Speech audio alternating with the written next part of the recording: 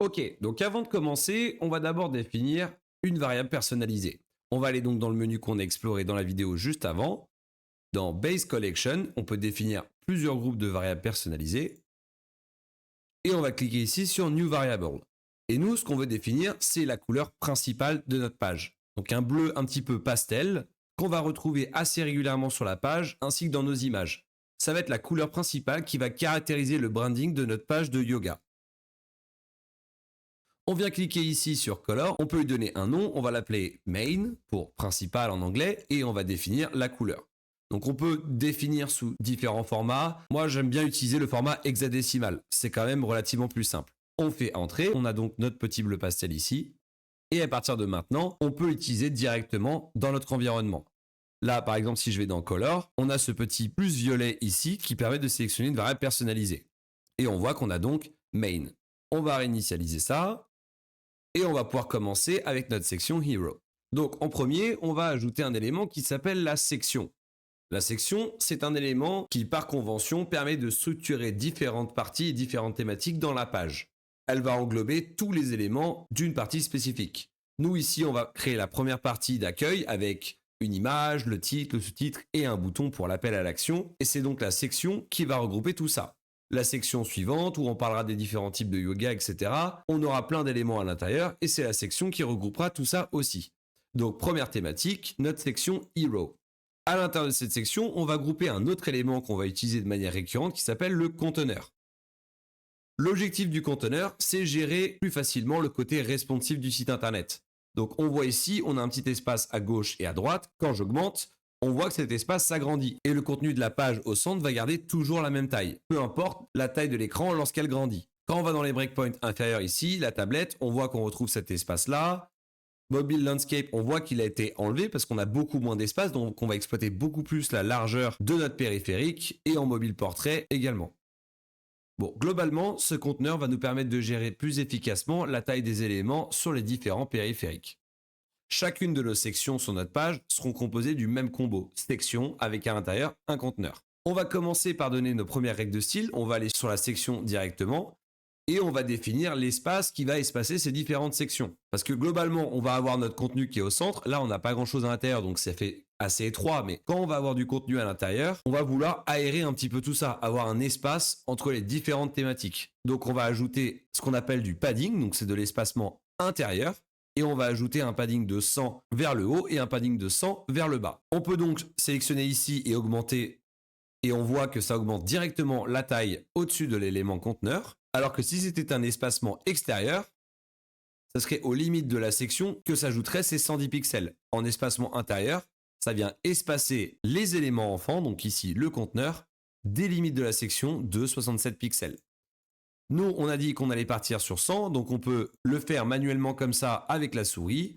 On peut également sélectionner des variables préréglées juste là, mais on peut aussi s'amuser à gérer directement les opposés. Donc en sélectionnant Alt, on peut jouer sur les deux en même temps.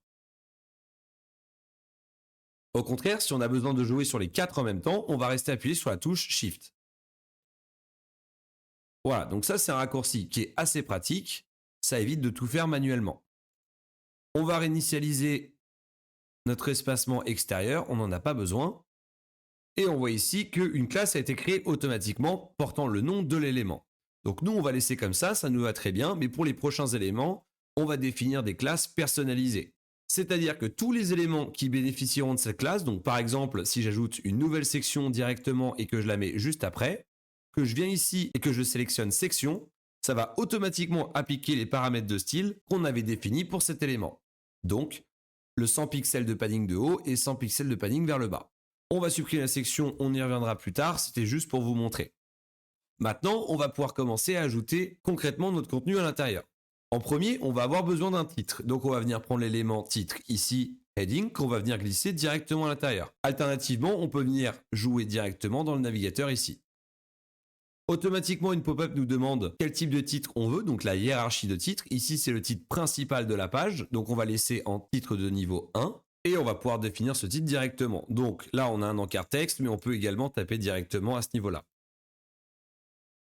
Super. Donc, évidemment, ce titre, on va le styliser. On va donc lui ajouter une classe qu'on va appeler ici Heading Hero pour titre de la section Hero en anglais. On va d'abord ajouter les éléments restants et ensuite on va venir personnaliser l'apparence directement.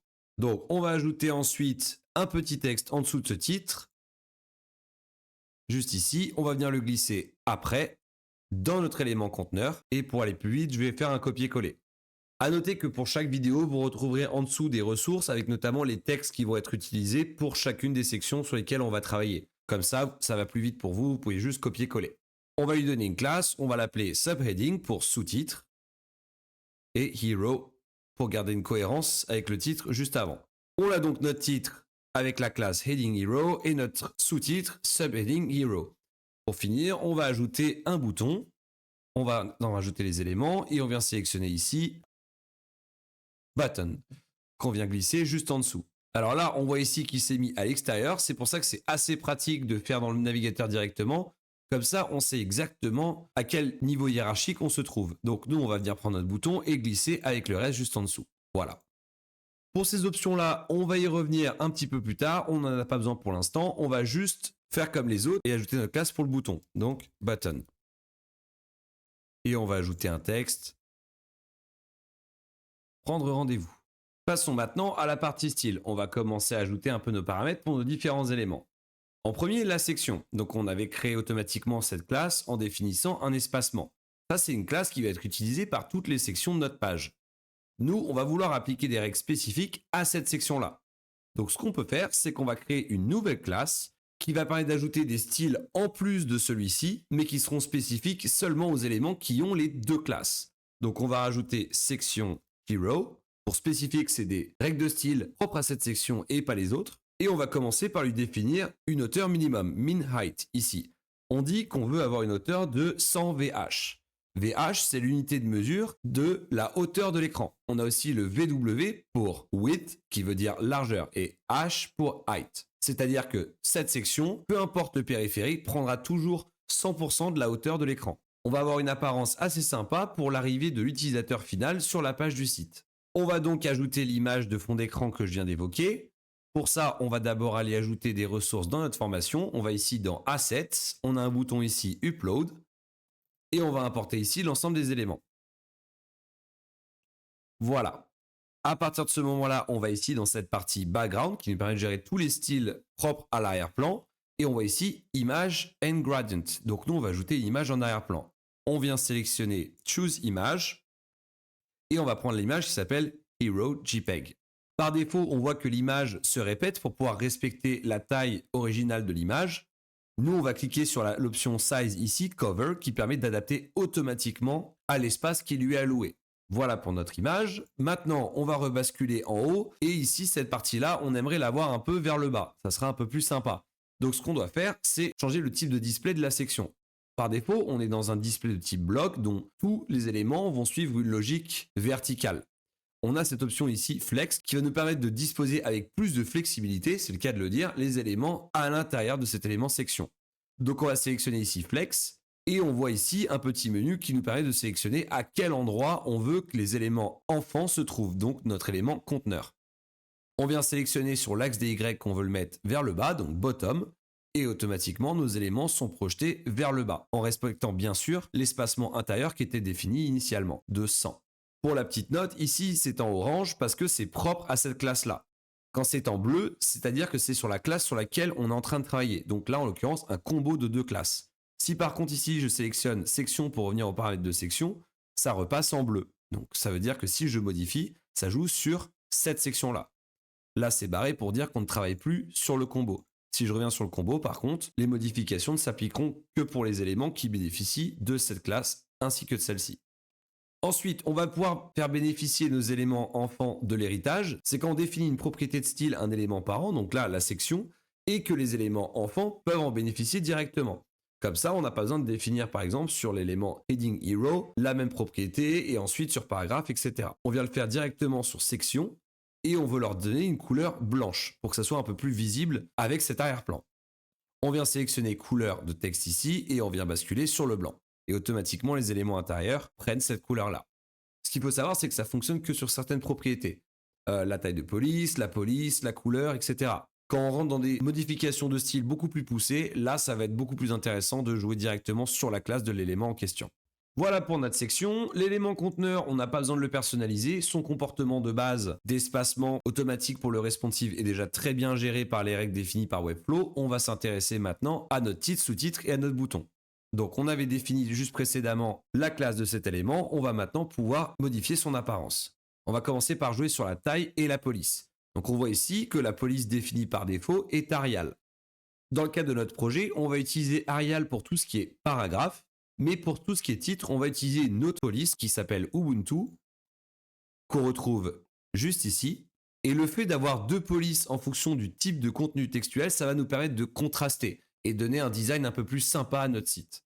Maintenant, on va lui augmenter sa taille. Là, 38, c'est relativement petit. On va partir sur 60. Et après, on voit ici que ça dépasse et que le texte est relativement serré entre le haut et le bas. On aimerait aérer un petit peu tout ça.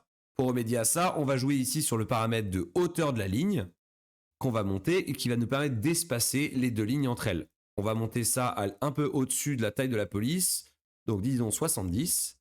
Voilà. Et pour finir avec cet élément, on va maintenant jouer un petit peu sur son espacement. Donc on voit ici qu'un élément de type H1 par défaut dans Webflow, il lui donne une hauteur de 20. Là ici c'est orangé, on n'a pas de classe supérieure, mais on a le type All H1 Heading. C'est-à-dire qu'en gros, ce n'est pas une classe, mais c'est des règles de style qui vont s'appliquer à tous les éléments H1 confondus. Nous, on va écraser ça pour cet élément-là, et on va dire qu'on ne veut pas de marge supérieure, parce qu'on a de toute manière un gros espace, donc on n'a pas d'intérêt à espacer avec un autre élément. On va passer ça à 0.